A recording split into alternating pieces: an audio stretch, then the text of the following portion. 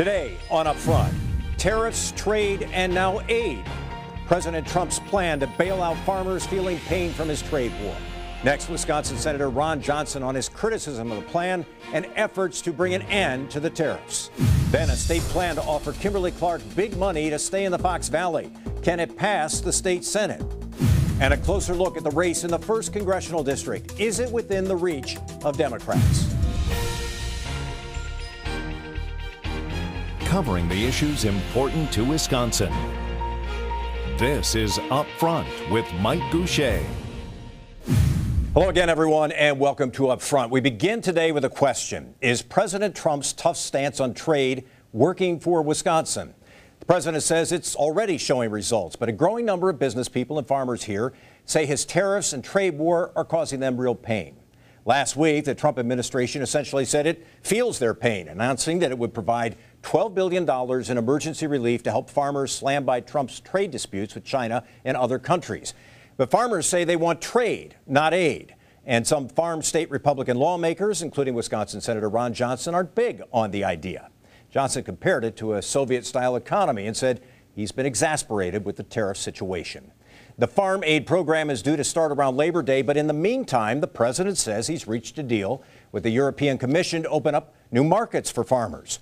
We're talking about all of this today with Wisconsin Senator Ron Johnson. Senator, good to have you back on the program. Well, Mike, thanks for having me on. So I know earlier last week you were saying that you were very concerned that permanent damage was being done to businesses and farmers here in the state of Wisconsin. Since then, the president had a meeting with the head of the European Commission and came out and said, we're making real progress on this issue. Do you feel better today than you did earlier last week? Absolutely. So we called a truce there, so it doesn't look like we're going to ramp up the trade war, at least not with the European Union.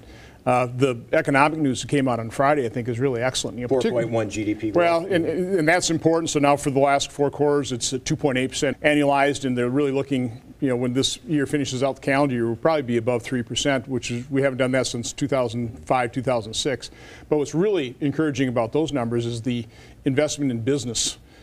First quarter's up 11.5%. This quarter, another 7.3%. I mean, that's the kind of investment that drives productivity, that really grows GDP. And when you grow, you have all those ingredients put together, that's what causes wages to rise as well. So, I'm far more optimistic. Set the stage. There's no doubt about it that since the Marshall Plan, America has been incredibly generous in terms of opening our markets, and our trading partners, both friend and foe, have taken full advantage of that.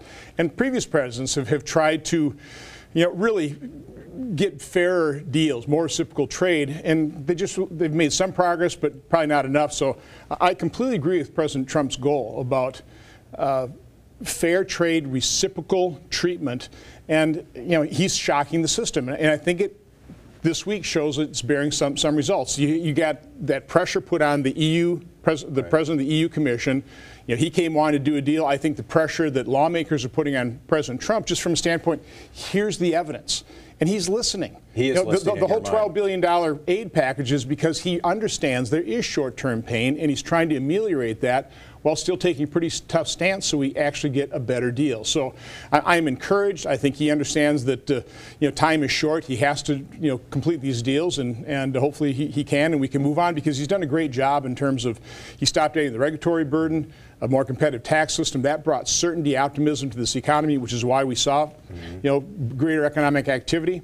And so again, I'm certainly more optimistic than I was at the beginning of the week. You think there is a clear strategy on the part of the president? Because I've had some people in the farm industry, some people in the business side of things saying, what's the end game here? We're not sure about this. You believe there is a clear strategy? Well, here. I think the president certainly has a strategy.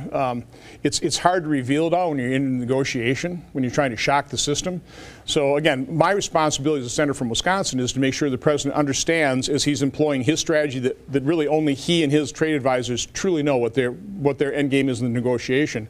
It's my responsibility to point out, okay, well, we've been patient, but you've got to bring this to a conclusion, because there really is some, not only short-term pain, but probably some permanent damage being done right now, and you can't conclude these trade deals soon enough. But again, I also don't want to undermine the president. I share his goal. Because he sort of suggested that people who are raising questions about what I'm doing are hurting my negotiating posture? Well, I'm certainly concerned about that. But again, I've been in the White House a number of times talking to the president on this. I wasn't there last week. The senators that were in the room also came away with greater optimism. It looks like we're getting close to negotiating the deal with Mexico, which is the first step to conclude the NAFTA negotiation. So if these dominoes can fall within weeks, maybe a month or two, where we have a deal with the European Union, where we have NAFTA concluded now we've got trade negotiations and we've got a united front to really address the real problem, which is China. And the president's been completely right on that. They have been abusing the world trading system. They have been stealing, cyber theft of industrial secrets as well as our military secrets, and that has to end. You mentioned earlier that you'd like to see these trade negotiations conclude as soon as possible. How much time are we talking about? Because you sat down with business people in this state and farmers, and they said, we're feeling the pain now. Right. How long can they experience that pain without there being serious consequences? Well, I think the good news is I haven't got this directly from the president, but just talking to folks, I think he realizes certainly before the election he needs to conclude these trade deals. I mean, he wrote The Art of the Deal. People are looking at him to do a good deal, and so there is mounting pressure, even self-imposed, I'm sure, by the president. From my standpoint, weeks, no more than a month or two. Well, let's talk for a moment about the aid package that the Trump administration has talked about for farmers. Your take on that, and what are the chances of that actually happening? To me, this does prove that President Trump is listening. He understands there is certainly some pain out there. He's trying to ameliorate it. I'm hoping it never has to be implemented. I hope we get these trade deals negotiated. And again, to me, it's almost a positive sign that he understands that there's some real damage being done. And so I'm just hoping it puts more and more pressure on him to conclude these trade deals. Wisconsin Senator Ron Johnson, Republican from Oshkosh. Good to have you back on the program. Appreciate your time today. Some are calling it a bailout of a different type. The state would offer Kimberly-Clark millions of dollars to stay in Wisconsin. Next, the details of the plan and whether it'll reach a key vote in Madison.